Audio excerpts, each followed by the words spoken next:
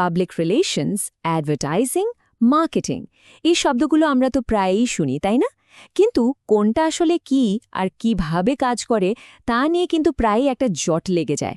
তো চলুন আজকে সেই জটটাই একটু খোলার চেষ্টা করি, আর সাথে এটাও দেখব এই ডিজিটাল যুগে সে সবকিছু কিভাবে বদলে দিচ্ছে। আচ্ছা, একটা সহজ প্রশ্ন দিয়ে শুরু করা যাক। ভাবুন তো, টিভিতে একটা পেইড অ্যাড আর একটা কোম্পানিকে নিয়ে হুট করে ভাইরাল হওয়া নিউজের মধ্যে মূল পার্থক্যটা কোথায়? দেখুন, একটা বিজ্ঞাপনের পুরোটাই কিন্তু কোম্পানির নিয়ন্ত্রণে থাকে, টাকা দিয়ে দেখানো হচ্ছে, কিন্তু ভাইরাল খবরটার ওপর কোম্পানির কোনো হাতই নেই। আর এখানে লুকিয়ে আছে আসল রহস্যটা, পেইড কন্ট্রোল বনাম আর্নড ট্রাস্ট। তো চলুন প্রথমে এই দুটো ব্যাপার মানে পেইড কন্ট্রোল আর আর্নড ট্রাস্ট একটু ভেঙে দেখি। আমরা বোঝার চেষ্টা করব পাবলিক রিলেশনস আর অ্যাডভার্টাইজিংয়ের মূল পার্থক্যগুলো কি, আর কেন একটা ব্র্যান্ডের জন্য দুটোই এত জরুরি। ব্যাপারটা খুব সহজ। অ্যাডভার্টাইজিং হলো পেইড মিডিয়া, মানে টাকা দিয়ে মিডিয়াতে জায়গা কেনা। এখানে কি বলা হবে, কিভাবে বলা হবে, সবকিছুর ১০০% কন্ট্রোল ব্র্যান্ডের হাতে। অন্যদিকে পিআর বা পাবলিক রিলেশনস হলো আর্নড মিডিয়া, মানে এখানে জায়গাটা অর্জন করে নিতে হয়। ধরুন, কোনো সাংবাদিক বা ইনফ্লুয়েন্সার আপনার ব্র্যান্ড নিয়ে নিজে থেকে ভালো কিছু লিখল। এখানে আপনার কন্ট্রোল হয়তো কম, কিন্তু এর বিশ্বাসযোগ্যতা কিন্তু বিজ্ঞাপনের চেয়ে বহুগুণ বেশি, কারণ মানুষ তৃতীয় পক্ষের কথায় বেশি আস্থা রাখে। মার্কেটিং গুরু আলরিসের এই কথাটা কিন্তু অসাধারণ। পিআর ব্র্যান্ড তৈরি করে আর বিজ্ঞাপন সেই ব্র্যান্ডকে রক্ষা করে। মানে কি? মানে হলো, পিআর হচ্ছে একটা দীর্ঘমেয়াদী খেলা, ধীরে ধীরে মানুষের মনে ব্র্যান্ডের জন্য একটা আস্থা, একটা সুনাম তৈরি করা। আর বিজ্ঞাপন কি করে? সেই তৈরি হওয়া সুনামটাকে কাজে লাগিয়ে চটজলদি সেলস বাড়ায়। একদম ঠিক, একটা ম্যারাথন দৌড় আর একটা ১০০ মিটার স্প্রিন্ট। বিজ্ঞাপনের কিছু ক্লাসিক উদাহরণ যদি দেখি, তাহলে অ্যাপলের সেই বিখ্যাত 1984 সুপারবোল অ্যাডের কথা বলতেই হয়। একটা বিজ্ঞাপন দিয়েই পুরো টেক ওয়ার্ল্ডে আলোড়ন ফেলে দিয়েছিল তারা। উদ্দেশ্য একদম পরিষ্কার, সরাসরি ম্যাকিনটশ কম্পিউটারের বিক্রি বাড়ানো। আবার ধরুন আমাদের দেশের কথা, গ্রামীণ ফোনের বিভিন্ন ইন্টারনেট বা টকটাইম প্যাকেজের বিজ্ঞাপনগুলো তো একই উদ্দেশ্যে তৈরি, তাই না? সরাসরি মেসেজ, লক্ষ্য একটাই, তাৎক্ষণিক সেলস। এবার উল্টো দিকের উদাহরণটা দেখি, মানে পিআর। ডাওয়ের রিয়েল বিউটি ক্যাম্পেইনের কথা ভাবুন। তারা কিন্তু কোনো নির্দিষ্ট সাবান বিক্রির কথা বলেনি, তারা কথা বলেছে সৌন্দর্যের প্রচলিত ধারণা নিয়ে। মানুষের মনে একটা আবেগ তৈরি করেছে, ব্র্যান্ডের সাথে একটা গভীর সম্পর্ক গড়ে তুলেছে।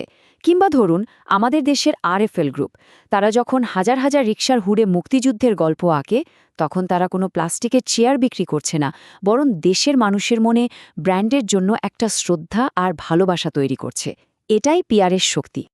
তো পিআর আর অ্যাডভার্টাইজিংয়ের পার্থক্য তো বোঝা গেল, কিন্তু এরা একটা বড় ছবির অংশ মাত্র। চলুন এবার সেই পুরো কমিউনিকেশন ফ্যামিলিটার সাথে পরিচিত হওয়া যাক।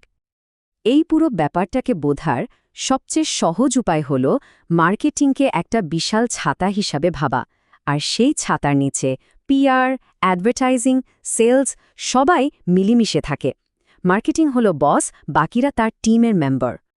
তাহলে মার্কেটিং জিনিসটা আসলে কি? মার্কেটিং হলো সেই টোটাল স্ট্র্যাটেজিটা যার একমাত্র লক্ষ্য হলো রেভিনিউ বাড়ানো। মার্কেট রিসার্চ করা, কাস্টমার কি চায় সেটা বোঝা এবং শেষ পর্যন্ত পণ্য বা সেবা বিক্রি করা, এই পুরো প্রক্রিয়াটাই মার্কেটিং। পিআর যেখানে সুনাম নিয়ে কাজ করে, মার্কেটিংয়ের ফোকাস কিন্তু একদম সোজাসাপটা, ব্যবসা আর প্রফিট। এখানে আরেকটা খুব কমন জায়গায় আমাদের ভুল হয়। আমরা পিআর আর পাবলিসিটিকে প্রায় এক করে ফেলি। দেখুন, পিআর হলো একটা প্রোঅ্যাক্টিভ আর স্ট্র্যাটেজিক ব্যাপার, মানে আপনি পরিকল্পনা করে কিছু করছেন। আর পাবলিসিটি কি? পাবলিসিটি হলো আপনার সেই কাজের একটা ফলাফল, যেটা ভালোও হতে পারে, খারাপও হতে পারে, আর এর উপর আপনার কোনো কন্ট্রোল থাকে না। পাবলিসিটি হলো একটা ওয়াইল্ড কার্ডের মতো, কখন কি হবে বলা মুশকিল। যেমন ধরুন কাকলি ফার্নিচার, একটা সাধারণ ভিডিও কোনো প্ল্যানিং ছাড়াই হুট করে ভাইরাল হয়ে গেল। এটা হলো পজিটিভ পাবলিসিটি, বিনা পয়সায় অসম্ভব প্রচার। আবার অন্যদিকে কোকাকোলার একটা বিজ্ঞাপন নিয়ে যে তুমুল বিতর্ক হলো, সেটাও কিন্তু পাবলিসিটি, তবে এটা নেগেটিভ পাবলিসিটি, যা ব্র্যান্ডের ইমেজের জন্য মারাত্মক ক্ষতিকর ছিল। কিন্তু এখন পর্যন্ত যা যা বললাম এই সব পুরনো নিয়মকানুন কিন্তু এখন দ্রুত বদলে যাচ্ছে। ডিজিটাল যুগে এসে পুরো খেলার মাঠটাই পাল্টে দিয়েছে। চলুন দেখি টেকনোলজি কিভাবে পিআরের জগতে একটা বিপ্লব ঘটিয়ে দিয়েছে। পরিবর্তনটা কিন্তু বিশাল। ভাবুন, আগে পিআর মানে ছিল খবরের কাগজ বা টিভিতে নিউজ করানো। আর এখন পুরোটাই সোশ্যাল মিডিয়া, ব্লগ, পডকাস্ট কেন্দ্রিক। আগে ব্র্যান্ড শুধু বলতো, মানুষ শুনত, মানে ওয়ান ওয়ে কমিউনিকেশন। এখন ব্র্যান্ডকেও শুনতে হয়, মানুষের সাথে কথা বলতে হয়, টু ওয়ে কনভারসেশন। আর সাফল্য মাপার পদ্ধতিও বদলে গেছে। এখন আর বিজ্ঞাপনের মূল্যের সাথে তুলনা করা হয় না। এখন দেখা হয় ওয়েবসাইটের ট্রাফিক কতটা বাড়ল, এসইও র্যাঙ্কিং কি, এনগেজমেন্ট রেট কত। আর এই ডিজিটাল বিপ্লবের পেছনে রয়েছে কয়েকটা বড় শক্তি। যেমন এখন সব সিদ্ধান্তই নেওয়া হয় ডেটার উপর ভিত্তি করে। স্টোরি টেলিংয়ের ধরনও বদলে গেছে। টিকটক আর রিলসের যুগে চলে এসেছে ছোট ঝটপট গল্প। কন্টেন্ট তৈরিতেও এখন আর্টিফিশিয়াল ইন্টেলিজেন্স বা এআই বড় ভূমিকা রাখছে। এর সাথে যোগ হয়েছে মাইক্রো ইনফ্লুয়েন্সার আর এমপ্লয়ি অ্যাডভোকেসির মতো নতুন সব কৌশল। 561% সংখ্যাটা দেখে অবাক লাগছে, তাই না? একটা রিসার্চে দেখা গেছে একটা ব্র্যান্ডের অফিসিয়াল সোশ্যাল মিডিয়া পেজের চেয়ে সেই ব্র্যান্ডের কর্মীরা যখন কোনো মেসেজ শেয়ার করে সেটার রিচ 561% পর্যন্ত বেশি হয়। একেই বলে এমপ্লয়ি অ্যাডভোকেসি। কারণ মানুষ কোম্পানির চেয়ে কোম্পানির মানুষকেই বেশি বিশ্বাস করে। আরেকটা বড় পরিবর্তন হল মাইক্রো ইনফ্লুয়েন্সারদের উত্থান। এখন আর মিলিয়ন ফলোয়ারওয়ালা বড় সেলিব্রিটিদের পেছনে সবাই ছুটছে না, বরং যাদের ফলোয়ার হয়তো কম কিন্তু একটা নির্দিষ্ট বিষয়ে তাদের জ্ঞান আর ফলোয়ারদের সাথে সম্পর্কটা খুব খাঁটি, তাদের কদর বাড়ছে।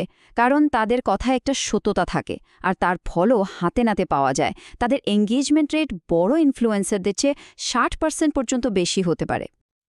তো এত সব পরিবর্তনের পর ব্র্যান্ড স্টোরি টেলিংয়ের ভবিষ্যৎটা তাহলে কেমন হতে যাচ্ছে? আর যারা এই ফিল্ডে নিজেদের ক্যারিয়ার গড়তে চায় তাদের জন্য সামনে কি অপেক্ষা করছে, চলুন সেটাই একটু দেখা যাক। ভবিষ্যতের পিআর প্রফেশনাল হতে হলে 3টি জিনিস একদম মাস্ট। 1. ডিজিটাল লিটারেসি, মানে AI tools, data analytics, digital platform এসবের নারী নক্ষত্র জানতে হবে। 2. কালচারাল কম্পিটেন্স, মানে বিশ্বজুড়ে মানুষের সাথে তাদের সংস্কৃতিকে সম্মান জানিয়ে কথা বলার যোগ্যতা। আর 3, যা সবচেয়ে জরুরি, তা হল এথিক্স। এই ফেক নিউজ আর ডেটা প্রাইভেসি লঙ্ঘনের যুগে নৈতিকভাবে দৃঢ় থাকাটা হবে সবচেয়ে বড় চ্যালেঞ্জ। তবে যত চ্যালেঞ্জ তত সুযোগও কিন্তু তৈরি হচ্ছে। যেমন বিগ ডেটার সাহায্যে এখন হাইপার পার্সোনালাইজেশন সম্ভব, মানে প্রত্যেকটা কাস্টমারের জন্য আলাদা করে মেসেজ তৈরি করা যায়। স্বচ্ছতার মাধ্যমে বিশ্বাস তৈরি করার সুযোগও এখন আগের চেয়ে অনেক বেশি। ডমিনোজ যেমনটা করেছিল, সবার সামনে স্বীকার করেছিল তাদের পিৎজা ভালো না, এবং তারপর সেটাকে আরও ভালো করে তারা মানুষের আস্থা জিতে নিয়েছিল। আর ডিজিটাল প্ল্যাটফর্মের কল্যাণে এখন তো পুরো পৃথিবীই আপনার দর্শক। সব শেষে চলুন একটা বড় প্রশ্ন নিয়ে ভাবা যাক। আমরা এমন এক যুগে ঢুকে পড়েছি যেখানে এআই দিয়ে যে কোনো ছবি, ভিডিও বা লেখা তৈরি করা যায়। এই ডিপ ফেক আর ফেক নিউজের বন্যায় একটা ব্র্যান্ড তার নিজের সততা, নিজের অথেন্টিসিটি কিভাবে প্রমাণ করবে, কিভাবে রক্ষা করবে, এটা কিন্তু আগামী দিনের সবচেয়ে বড় চ্যালেঞ্জ হতে চলেছে। কি মনে হয়?